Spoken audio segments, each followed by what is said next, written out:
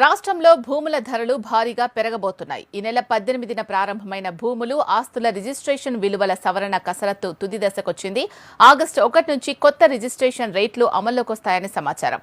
రాష్ట్రంలోని భూములు, ఆస్తుల రిజిస్ట్రేషన్ విలువను సవరించే ప్రక్రియలో భాగంగా వ్యవసాయ భూముల విలువలను 3 కేటగిరీలుగా నిర్ధారించారు. గ్రామాల్లోని వ్యవసాయ భూములు, రాష్ట్ర, జాతీయ రహదారుల పక్కన ఉండే వ్యవసాయ భూములు, వెంచర్లు ఇలా 3 కేటగిరీల్లో విలువలను నిర్ణయించారు. రాష్ట్రంలోని ఎకరా వ్యవసాయ భూమి కనీస ధరను 4 లక్షలుగా నిర్ధారించారు స్టాంపులు, రిజిస్ట్రేషన్ల శాఖ అధికారులు.